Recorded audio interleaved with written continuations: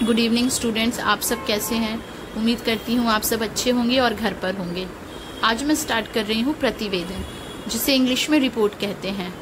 तो प्रतिवेदन क्या है, प्रतिवेदन लिखने के क्या तरीके हैं, वो कैसे लिखा जाता है, ये सारी चीज़ें मैं आपको बताऊँगी इस वीडियो में। तो आप ध्यान दें इसे। प्रतिवेदन को अंग्रेजी में रिपोर्ट या रिपोर्टिंग कहते हैं।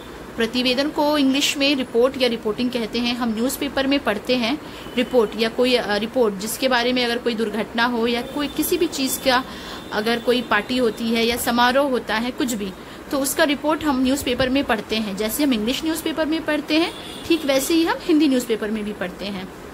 तो वही रिपोर्ट होता है। पहले पॉइंट में यही मैंने अब बताया है कि उसका मीनिंग क्या होता है। दूसरे पॉइंट में देखिए, प्रतिवेदन एक लिखित रूप होता है जिसमें किसी संस्था, सभा, दल या किसी प्रकार की दुर्घटना का विवरण विस्तार किया जाता है।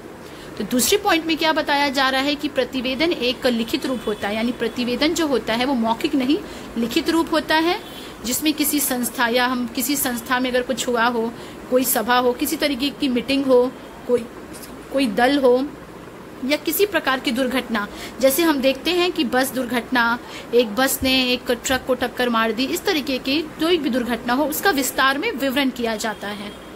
तीसरा पॉइंट जो बहुत ही इम्पोर्टेंट है, एक अच्छा प्रतिवेदक वही होता है जो अपने प्रतिवेदन को जनता या पाठक के सम्मुख संबंधित घटना हो या किसी विद्यालय का उत्सव, सभी महत्वपूर्ण चीजों को प्रतिवेदन में दर्शाता है।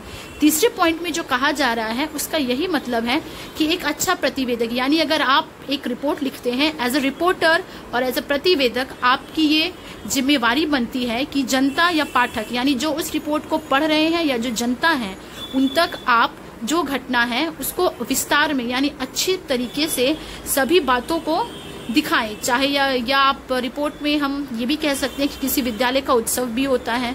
जैसे किसी विद्यालय में अगर हमने टीचर्स डे सेलिब्रेट किया हो, कोई उत्सव हो या घटना हो, कुछ भी हो, तो उन सभी बारीकी चीज़ों को, ऐसा नहीं कि आप सारी चीज़ों को लिखेंगे, बारीकियों के साथ संक्षेप में उस विवरण को दिखाएंगे।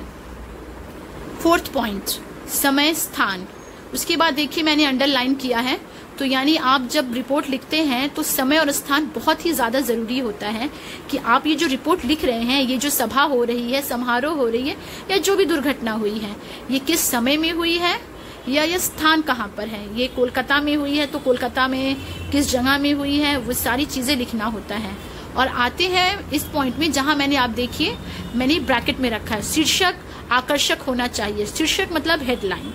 हेडलाइन बहुत ही आकर्षक होना चाहिए, क्योंकि आज की इस बिजी लाइफ में कोई भी आप देखेंगे पूरी इस रिपोर्ट को पढ़ता नहीं है। न्यूज़पेपर में कोई भी चीज़ आती है तो हेडलाइन, सबसे पहले हम उस हेडलाइन को पढ़ते हैं। अगर वो हेडलाइन हमें आकर्षित करती है, अट्रैक्टिव लगती है, तब हम उसके मैटर को पढ़ते हैं कि हाँ भाई, ये अगर हेडलाइन इतनी अट्रैक्टिव है तो देखते हैं क्या मैटर है। तो इसलिए हम ये ध्यान रखना होगा कि जब हम प्रतिवेदन लिखते हैं तो शीर्षक जो है वो बहुत ही आकर्षित हो। लास्ट पॉइंट है, भाषा सरल होनी चाहिए, यानी हम ऐसे शब्दों का प्रयोग करें कि जो जनता आसानी से पढ़ सके। यानी आप किसी बड़े बड़े शब्दों का प्रयोग ना करें जो जनता